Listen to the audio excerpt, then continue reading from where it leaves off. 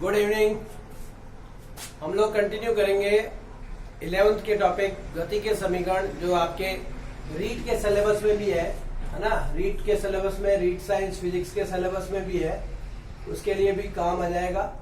आप कंटिन्यू कर सकते हैं इसको। हम लोगों ने गति के समीकरण के ऊपर संख्यात्मक प्रश्न की बात कर रहे थे। हमने संख्यात्मक प्रश्न देखे, गति के फर्स्ट समीकरण पे देखे, सेकंड समीकरण पे देखे, थर्ड सेकंड पे देखेंगे, थर्ड और फोर्थ, है ना। फोर्थ इक्वेशन जो है वो nवें सेकंड में। तो गति के प्रथम समीकरण पे आधारित संख्यात्मक प्रश्नों को देखने के बाद हम लोगों को ये पता लगा कि पहली समीकरण का यूज कब करते हैं, जब प्रश्न के अंदर s के बारे में न दिया गया है न पूछा गया है। When s is not required in the question or no information is given in the question, then you apply the first equation and find the result. Okay, this is the requirement of first equation of uniform accelerated motion. Now आज अपन इस lecture के अंदर second समीकरण जो बहुत important है, s equal to u t plus minus of half a t square, ये a त्वरण हो जाएगा और अगर गुरुत्वाकर्षण है तो यहाँ पे g लग जाएगा।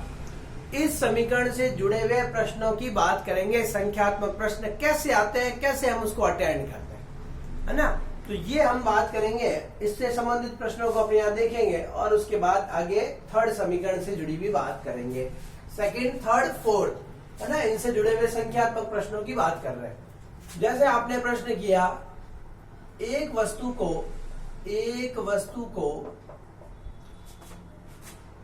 किसी ऊंचाई से एक वस्तु को किसी ऊंचाई से स्वतंत्र छोड़ा जाता है। स्वतंत्र क्या किया जाता है, बताओ? छोड़ा जाता है।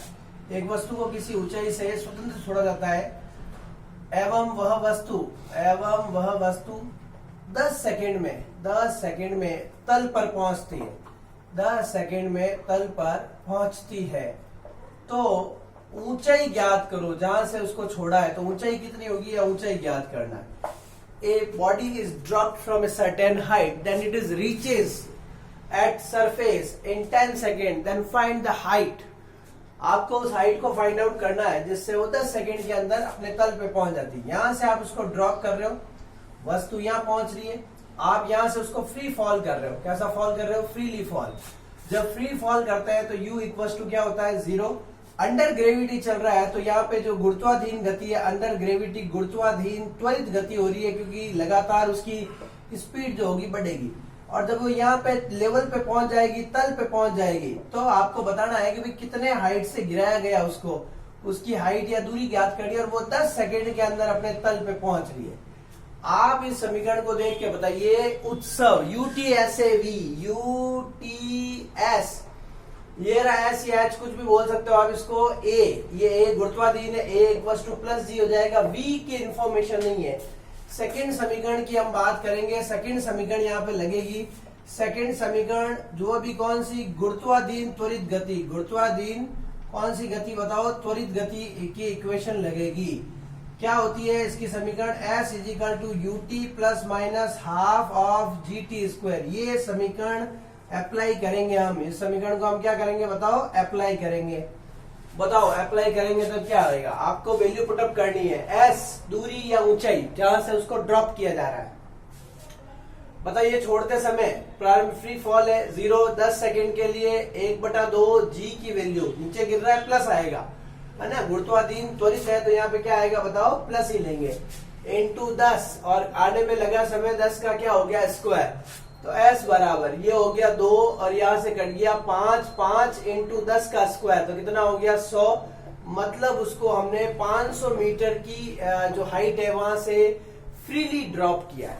तो वो जो 10 सेकेंड में जो पहुंची है वो 500 मीटर से अपन ने इसको ड्रॉप किया है।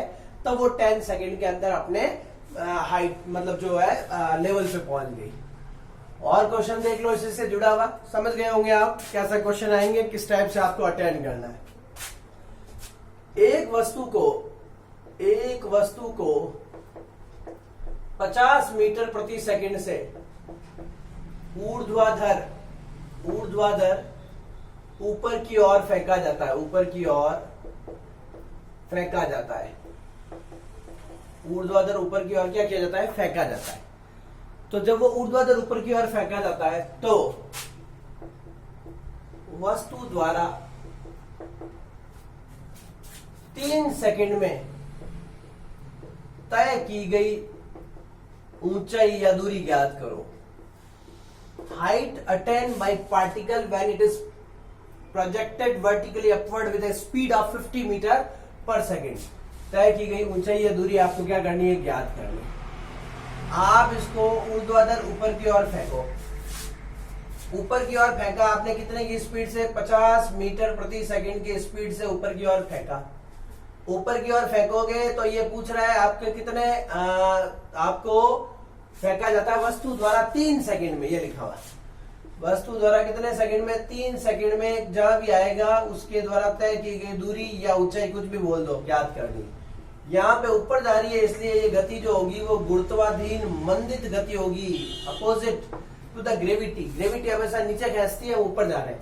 कितनी दूरी तय करेगी वो देख रहा है। तो गति की कौन सी समीकरण, यहाँ पे भी v की इंफॉर्मेशन नहीं है, u t s a बताई दिया मैंने आप लोगों को, v नहीं है। सेकेंड समीकरण लेकिन गुरुत्वाधीन लगेगी और किसके लिए लगेगी बताओ, मंदित।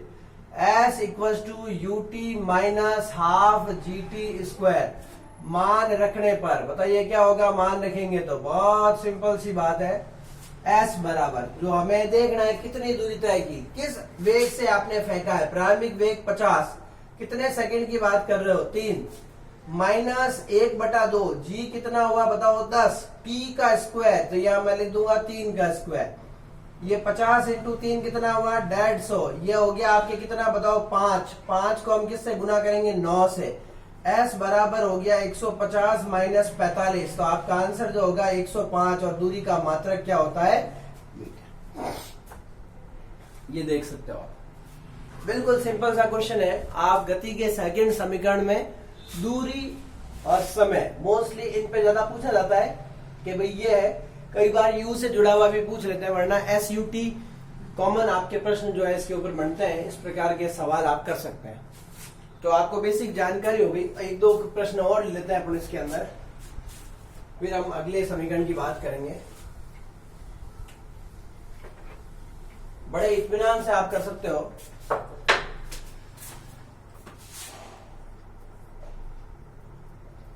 एक कार विराम अवस्था से प्रारंभ होकर, विराम अवस्था मतलब रेस्ट से प्रारंभ होकर 10 सेकेंड तक नियत त्वरण जो उसके इंजन के द्वारा आता है 20 मीटर प्रति सेकेंड स्क्वायर से चलती है। तो तय की गई दूरी ज्ञात करो, तय की गई दूरी ज्ञात करो। A car starts from rest and continuously move 10 seconds with a constant acceleration provided by engine is 20 meter per second square. Then find the distance covered by the car. एक कार विराम अवस्था से प्रारंभ होती है, मतलब प्रारंभिक वेग क्या हो गया बताओ, 0 हो गया विराम अवस्था। Start from the rest, then आपको 10 सेकेंड 10 टी हो गया ये। उसके बाद में एस आपको क्या करना है, ज्ञात करना है। ए हो गया आपके 20 मीटर पर सेकेंड स्क्वायर। अब आपको क्या ज्ञात करना है बताइए, ये आपको दूरी ज्ञात करनी है ना। वी आपको इंफॉर्मेशन नहीं है, आपको कौन सी समीकरण का यूज करना पड़ेगा, सेकेंड समीकरण, और त्वरित होगी। लेफ्ट राइट मोशन है, पूरी सेकेंड समीकरण लगेगी, त्वरित गति के लिए लगेगी।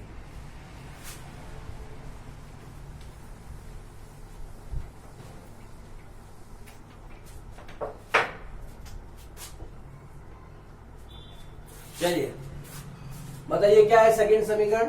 सेकेंड समीकरण आपको देखनी है क्योंकि v की इंफॉर्मेशन नहीं है, इसलिए s equal to u t plus minus, या प्लस ही लगेगा, त्वरित है हाफ ए टी स्क्वायर, आज जी नहीं है। s ज्ञात करना है आपको, कितने वेग से स्टार्ट हुई प्रारंभिक अवस्था में, start from the rest, t 10 second, half की जगह हाफ, a कितना हो जाएगा आपका इंजन का त्वरण 20 और 10 का क्या हो गया स्क्वायर।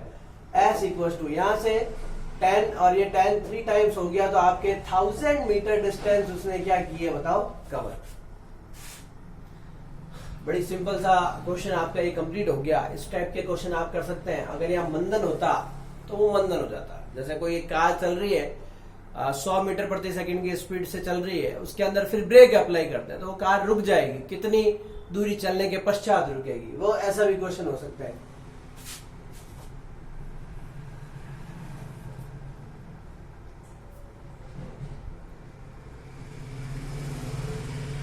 सौ मीटर प्रति सेकंड की चाल से चल रहे वाहन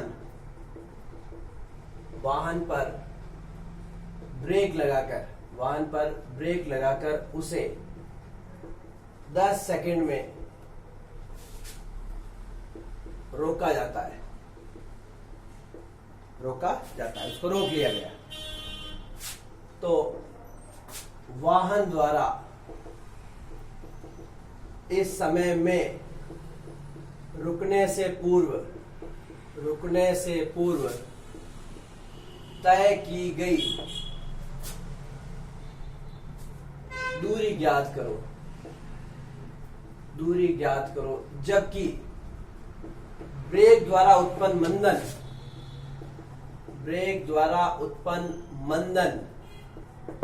ब्रेक जो मंदन कर रहा है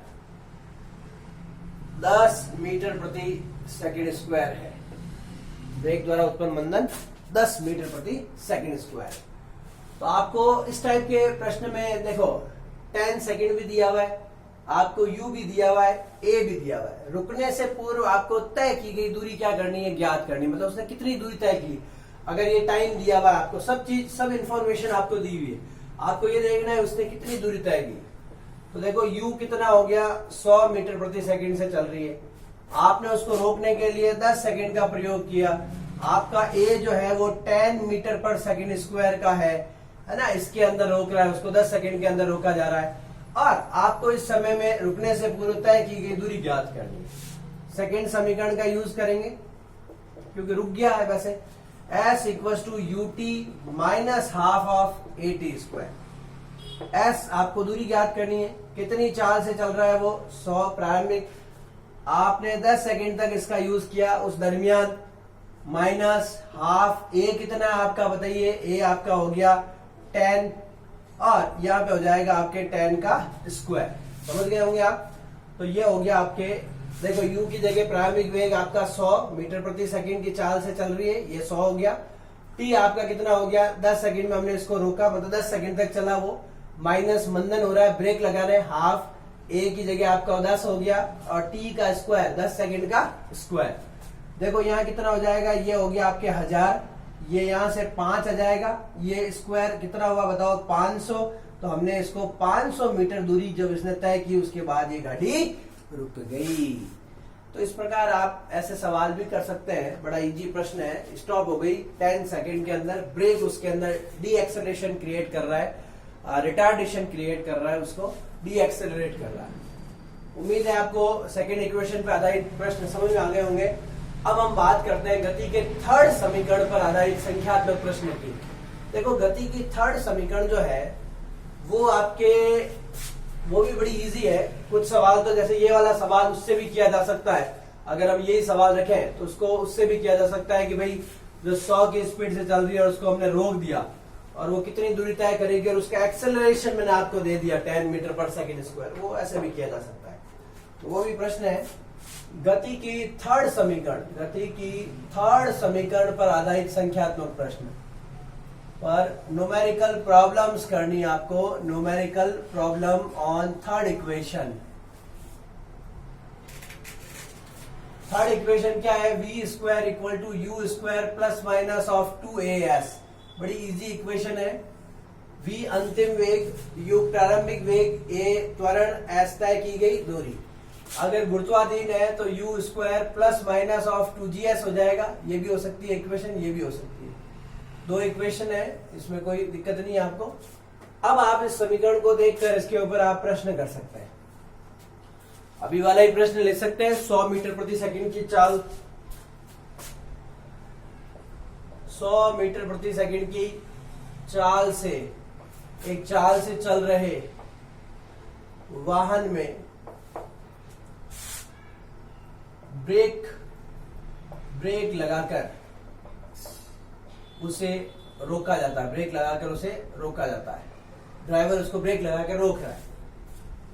ब्रेक द्वारा उत्पन्न मंदन, ब्रेक द्वारा उत्पन्न मंदन, जो ब्रेक अप्लाई कर रहा है रिटार्डेशन, उसके ऊपर ब्रेक अप्लाई किया, वही अपना जो 10 मीटर पर सेकेंड स्क्वायर है। तो रुकने से पूर्व तय की गई दूरी, रुकने से पूर्व तय की गई दूरी ज्ञात करो। तय की गई क्या ज्ञात करनी है? दूरी। बताओ initial speed of the vehicle क्या है? u equal to 100 metre per second. Very easy for you. उसके बाद में ब्रेक अप्लाई हो रहा है तो मंदन होगा, ब्रेक है तो निश्चित रूप से मंदन होगा। a बराबर आपके हो गया 10 मीटर पर सेकेंड स्क्वायर का मंदन हो गया। कितनी दूरी तय कर रही है उसकी बात हो गई आपके ut। देखो t के बारे में कोई इंफॉर्मेशन नहीं है, रुक रही है। v equal to 0 stop. Finally वो क्या हो गई? स्टॉप। t की इंफॉर्मेशन नहीं है तो थर्ड इक्वेशन लगेगी, और थर्ड में भी कौन सी लगेगी? मंदन। UTSAV में t की इंफॉर्मेशन नहीं है, थर्ड इक्वेशन लगेगी और थर्ड में भी मंदन वाली। v स्क्वायर इक्वल टू हो गया u स्क्वायर ऑफ -2as मंदन। मान आपको क्या करना है? इसके अंदर पुट करना है। चलिए रखिए मान। देखो v का स्क्वायर मतलब 0 का स्क्वायर, रुक जाएगी। शुरुआत में कितनी स्पीड से चल रही है? 100 का स्क्वायर, ये लीजिए 2a, ये लीजिए, और ये आपके पास में क्या हो गया? s। आप कुछ नहीं कीजिए, इसको इधर ले जाइए। तो 20 of s equals to 100 into 100। तो आपका s इक्वल्स टू जो आ जाएगा 100 इंटू 100 अपॉन 20। ये आपका कैंसिल हो गया। तो s इक्वल टू जो आया वो कितना आया आपके? 500 मीटर। ये उसके द्वारा तय की गई दूरी। प्रश्न में वही तरीका है, v है, u है, s है, g है, जो भी चलेगा वही है। अब जैसे मान लो किसी वस्तु को फेंक रहे हैं तो वो अधिकतम ऊंचाई पे कितनी ऊंचाई तक जाएगी? 100 मीटर प्रति सेकंड के वेग से ऊपर की ओर फेंकी गई वस्तु कितनी ऊंचाई तक जाएगी? कितनी ऊंचाई? The height attend by the particle which is projected by 100 metre per second vertically upward. कितनी ऊंचाई तक जाएगी? आपने ऊपर फेंका, कितनी स्पीड से फेंका? u बराबर 100 मीटर प्रति सेकंड। कहां गया वो? टॉप हाइट पे। तो बताओ फाइनल वेलोसिटी क्या होगी? 0।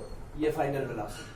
आपको तय की गई दूरी ज्ञात करनी है। 100 से फेंका, अधिकतम ऊंचाई कितनी ऊंचाई तक गई? वहां पे v 0 हो गया, उससे ज्यादा जाएगी नहीं। समझ रहे हो? अधिकतम ऊंचाई लास्ट जितना ऊपर जानी है उसका वेग 0। अब आपको ऊपर जा रही है तो गुरुत्वाधीन मंदित है, गुरुत्वाधीन में भी क्या हो जाएगी? बताओ मंदित गति हो जाएगी। चलिए मंदित हो गई। थर्ड इक्वेशन देखो u, उसके बाद में t आपके इंफॉर्मेशन नहीं है तो आपके कौन सी इक्वेशन लगेगी? Third v square u square minus 2gs। v square अंतिम वेग 0 का स्क्वायर, u स्क्वायर स्टार्टिंग में कितने से फेंकी? 100 माइनस 2 इंटू 10। अभी वो देखो वही वाली बात हो रही है। इंटू क्या हो गया? s। इसको इधर ले आओ। 20s इक्वल्स टू, बताइए क्या हो गया? 100 इंटू 100। आपका वही आंसर आएगा 500 मीटर की हाइट वो क्या करेगा?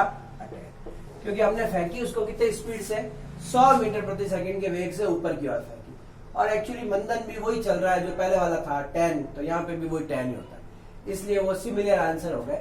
और आप ऐसे सवाल को आराम से कर रहे हैं। ड्रॉप कर रहे हैं तो भी आप याद कर सकते हो।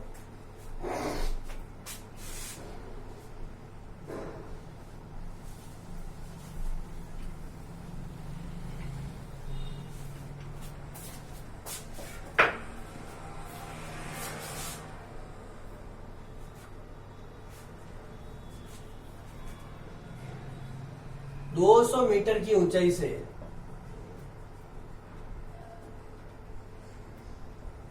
20 मीटर की ऊंचाई से किसी वस्तु को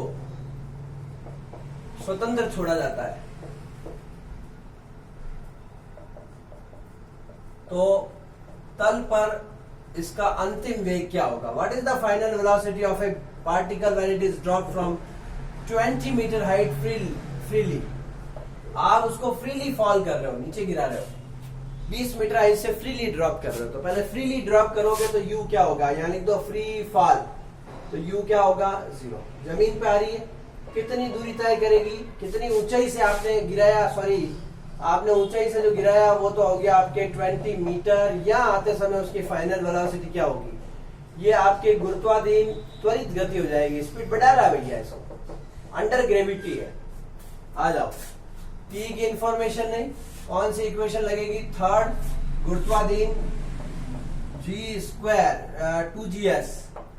फाइनल वेलोसिटी फाइंड आउट करनी, स्टार्टिंग में फेंकते टाइम फ्री फॉल है 0 का स्क्वायर, 2g कितना 10, s कितने मीटर दूरी से फेंका 20, कितना हो गया बताओ, ये हो गया आपके 400। तो v बराबर अंडररूट 400। तो आपकी स्पीड जो रही होगी वो 20 मीटर पर सेकेंड रही। 20 मीटर से फेंका और आपकी फाइनल वेलोसिटी जो आई वो आपकी क्या आ गई बताओ, 20 मीटर पर सेकेंड। समझ गए होंगे आप। 2gs, 2 की जगह 2, g आपका 10 और s भी आपका 10, तो इसको गुणा किया 400, उसका अंडररूट लिया, तो ये सीधा सीधा भी कर सकते हैं। इसका डायरेक्ट फॉर्मूला है v इक्वल टू होता है अंडररूट ऑफ 2gh। तो यहाँ पे आप 2 इंटू 10 इंटू 20, तो आपका फिर भी आंसर जो है वो वापस वही आ जाता है 20 मीटर पर सेकेंड। आप इसको 200 2000 मीटर कैसा भी प्रश्न करोगे तो उसी पैटर्न पे हल हो जाएगा। समझ गए। तो ये है आपका सवाल।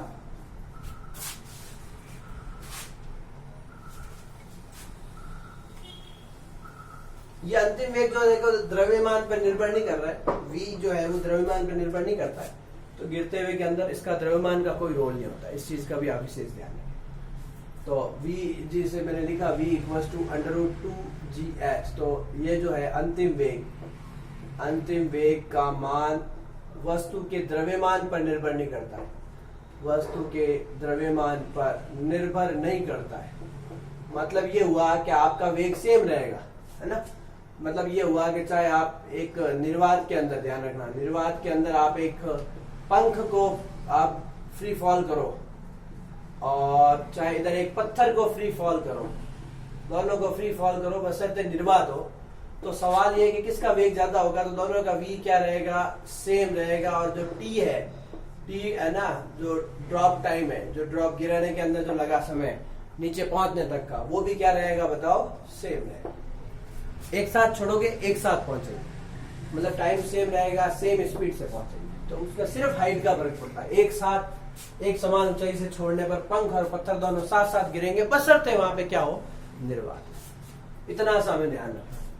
हम बात कर ही लेते हैं गति के वो nवें सेकंड वाले विस्थापन की, ताकि आपका ये टॉपिक पूरा कंप्लीट हो जाए आज। देखो ध्यान दीजिएगा, इसके अंदर वे सेकंड में बहुत फर्क होता है। वे सेकंड और में बहुत फर्क है।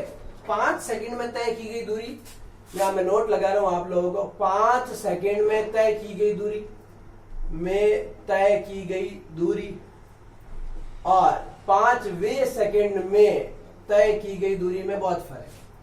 5 सेकंड में तय की गई दूरी जो होती है उसमें जो अंतराल होता है वो t बराबर 0 से लेके t बराबर 5 तक का होता है, और 5वें सेकंड में जो होता है वो t बराबर 4 से लेके t बराबर 5 तक का, सिर्फ यही होता है। जैसे आपने अपने 21 वर्षों में क्या किया, आपने 21 वर्षों में क्या किया, तो आपके बचपन से, मतलब आपके जन्म लेने से लेकर और आज तक का जो 21 साल का है उसके दरमियान का जो भी एक्टिविटी सब काउंट होगी। परंतु आपने 21वें वर्ष में क्या किया, उसमें आपका 20वां कंप्लीट होने के बाद से लेके 21वें का जो टाइम पीरियड है, ओनली वो 1 वाला होता है, उसके अंदर ये बात करते हैं। वे वर्ड आना जरूरी है। एनथ जिसको अपन बोलते हैं 5th, है ना, एनथ वर्ड जो आता है, th जो लग जाता है उसके अंदर, है ना। 12th में आपने क्या किया, आपने 12 वर्षों में क्या किया, आपने अपने एजुकेशन के 12वें वर्ष में क्या किया, तो बहुत इंपॉर्टेंट है। तो nवें सेकंड में तय की गई दूरी, nवें सेकंड में तय की गई दूरी, देखो s इक्वल टू, या d ऑफ nth a की बात है, u plus minus a/2 bracket 2n minus 1। nवें सेकंड में तय की गई दूरी, ये उस सेकंड के अंदर तय की गई दूरी है ना। s और d nth u plus minus a/2 bracket 2n minus 1। इसको ऐसे भी लिख सकते हैं डी nth गिरते हुए कण के लिए u plus minus g by two bracket 2n minus 1। देख लो इसके भी nth, इसकी ट्रिक nth है। स्वतंत्र गिरते कण द्वारा, गिरते हुए कण द्वारा फ्री फॉल कर रहा है, द्वारा पहले, तीसरे और पांचवें सेकंड में तय की गई दूरी ज्ञात करो। तय की गई दूरी ज्ञात करो, पहले, तीसरे और पांचवें। अलग अलग है, दूसरे तीसरे का भी पूछ लेता है, ऐसे कोई बड़ी बात नहीं। फ्री फॉल है तो u बराबर 0, अंडर ग्रेविटी होगा, गुरुत्वाकर्षण के अधीन चलेगा, तो a बराबर प्लस जी आएगा। n आपको पहली बार 1 लेना है, दूसरी बार आपको 3 लेना है, फिर आपको n 5 लेना है। 1 वे, सेकेंड, थर्ड वे और फिफ्थ। तो बताओ ये d equal to u plus minus g by two 2n minus 1, u plus minus g by two 2n minus 1, u plus minus g by two 2n minus 1। आइए क्या हो जाएगा, देखो free fall है 0, 10 बाई टू 2 इंटू 1 माइनस 1, क्या हो जाएगा answer 5 metre. Free fall किया 0, 10 बाई टू 2n, n की जगह 3 माइनस 1, 6 में से 1 गया 5, 25। और अगर आप यहां रखोगे 0 प्लस, यहां 5 ही आएगा, 45। अगर आपको बीच में मान लीजिए ये 5 आया, बीच में अगर 2 वे सेकंड का पूछते कि सेकंड वे सेकंड में क्या हुआ, तो उम्मीद है कि आपका उत्तर यहां आ जाता 15। ये 3 वे थर्ड सेकंड में, ये प्रथम सेकंड में, और अगर मान लो फोर्थ सेकंड के अंदर पूछते तो आपका आंसर ये 35 हो जाता। तो इसका मतलब आपको तय हो गया कि आपके द्वारा जो क्रमागत दूरियां हैं, चाहे 1 वे, फिर 2, first second, second, third, fourth, fifth, इसमें चलता है। तो पहले में कितनी दूरी तय करते हैं आप 5, तो दूसरे में 15, उससे अगले में 25, उससे अगले में 35, और जो 5वें में है वो 45 है। यही बनता। तो आपका रेशियो देखो, 5 की टेबल से इसको काट दो, 1 अनुपात 3 अनुपात 5 अनुपात 7 अनुपात 9 अनुपात। क्रमागत सेकंडों में तय की गई दूरी, क्रमागत nवे सेकंडों में तय की गई दूरी का अनुपात ये रहता है। बहुत इंपॉर्टेंट क्वेश्चन है एग्जाम का, कि किसी वस्तु को फ्री फॉल करते हैं तो उसके द्वारा जो कंसेक्यूटिव जो टाइम होता है, उसके nth सेकंड में जो डिस्टेंस कवर्ड का जो रेशियो होता है, that is equal to 13579, means odd numbers के रेशियो के इक्वल होता है। समझ गए? तो ऑड नंबर का इसके अंदर रेशियो चलता है, उससे आप इसका निकाल दो। तो 5, 15, 25, 35 से 45 एंड कंटिन्यूसली। ओके, तो 13579 ये आपको पता चल गया। इंपॉर्टेंट क्वेश्चन है, डायरेक्ट पूछा जा सकता है या इस टाइप का कोई क्वेश्चन पूछ सकता है। गति के समीकरण से जुड़े हुए हमारे सभी संख्यात्मक प्रश्न, चाहे वो जो भी है, वो सभी कंप्लीट हो गए और आपको गति की समीकरण अच्छे से समझ में भी आ गई होगी। चलिए, थैंक यू।